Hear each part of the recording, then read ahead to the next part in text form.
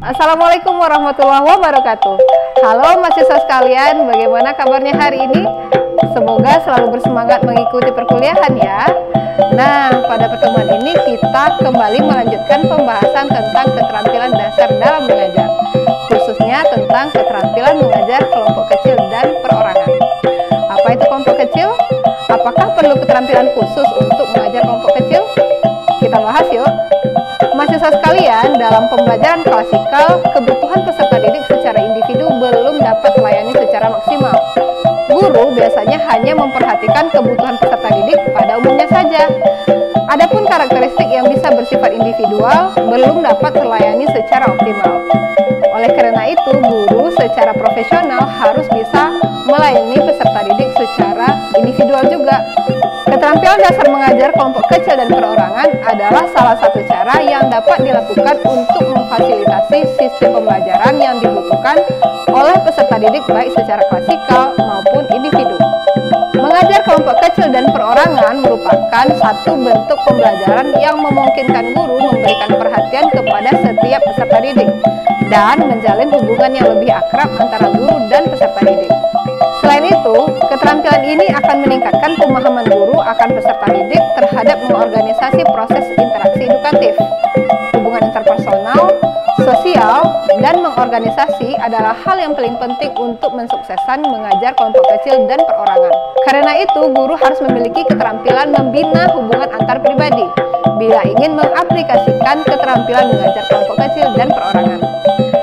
Lalu apa aja sih peran guru dalam mengajar kelompok kecil dan perorangan? Yang pertama, guru sebagai motivator.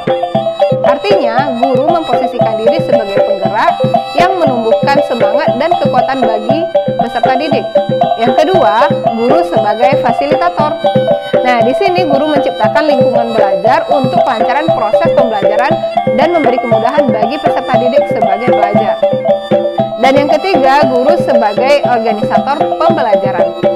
Guru mengelola pembelajaran sehingga dapat berjalan secara efektif dan efisien. Dan yang keempat, guru sebagai penyedia multimedia dan media pembelajaran. Guru menggunakan metode dan media yang bervariasi sehingga tidak terpaku pada satu metode saja. Dan yang kelima, pola interaksi pembelajaran. Artinya, ada interaksi antara guru dengan peserta didik atau antara peserta didik sesama peserta didik serta antara peserta didik dengan lingkungan. Yang keenam, pemanfaatan sumber pembelajaran secara luas dan bervariasi. Di sini, guru merangsang peserta didik untuk menggunakan berbagai sumber belajar agar peserta didik dapat mengembangkan bakat dan keinginannya demi mencapai hasil belajar yang lebih baik. Yang ketujuh, guru berperan untuk mendiagnosis kesulitan belajar peserta didik. Dalam hal ini, guru mencermati permasalahan yang dihadapi oleh peserta didik. Dan dengan melalui kelompok kecil, peserta didik akan mudah dan bebas menyampaikan permasalahan dan kesulitannya, sehingga guru dapat menyimpulkan kesulitan yang dihadapi dan cara mengatasinya. Nah, mahasiswa sekalian, secara teknis ada 4 pola pengorganisasian yang bervariasi dalam melaksanakan pembelajaran kelompok kecil dan perorangan. Yang pertama, pola kelas besar, kelompok kecil, kelas besar. Dalam pola ini, kegiatan belajar mengajar dimulai dengan pertemuan klasikal di kelas besar untuk memberikan informasi umum yang diperlukan peserta didik untuk mengikuti kegiatan pembelajaran. Setelah itu, peserta didik diberi kesempatan untuk memilih kegiatan dengan bekerja dalam kelompok kecil atau bekerja perorangan. Kemudian, peserta didik menyesuaikan tugas-tugas yang diberikan dalam kelompok kecil atau perorangan. Kegiatan pembelajaran berikutnya adalah mengikuti pertemuan klasikal kembali untuk melaporkan tugas-tugas yang telah dikerjakan. Pola kedua, pola kelas besar, kelompok kecil, kelas besar.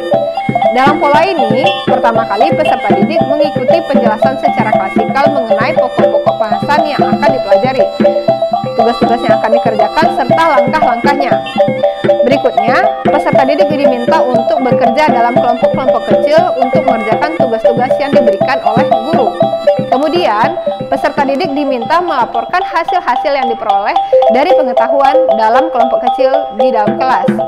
Yang ketiga, kelas besar, perorangan, kelompok kecil, dan kelas besar. Dalam pola ini, pertemuan diawali dengan penjelasan umum mengenai materi yang akan dipelajari, serta tugas-tugas yang akan dikerjakan oleh peserta didik. Setelah Setelah mengikuti penjelasan umum, peserta didik langsung mengerjakan tugas-tugas yang diberikan guru secara perorangan. Kemudian, peserta didik diminta bergabung dalam kelompok kecil untuk membahas hasil yang telah diperoleh dari bekerja perorangan, untuk kemudian diskusikan bersama di dalam kelompok kecil. Setelah itu, peserta didik diminta untuk melaporkan hasil yang diperoleh dalam kegiatan kelompok kecil kepada seluruh peserta didik di dalam kelas. Dan pola yang keempat, pola kelas besar, perorangan tambah perorangan, kemudian kelas besar. Proses pembelajaran dengan pola ini dimulai dengan pemberian penjelasan umum kepada peserta didik mengenai materi yang akan dipelajari, serta tugas-tugas yang akan dikerjakan oleh peserta didik. Setelah itu, peserta didik diminta untuk bekerja secara perorangan untuk melaksanakan tugas yang diberikan oleh guru. Kemudian, peserta didik diminta melaporkannya di dalam kelas secara klasikal.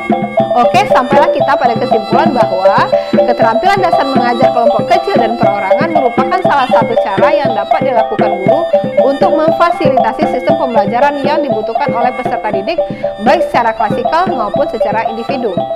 Oleh karena itu, keterampilan mengajar ini harus dilatih dan dikembangkan, sehingga para calon guru atau para guru dapat memiliki banyak pilihan yang dapat melayani peserta didik dalam proses pembelajaran. Baiklah, demikian materi kita hari ini. Semoga bermanfaat dan dapat dipahami dengan baik ya. Jangan lupa berlatih untuk mempraktekannya.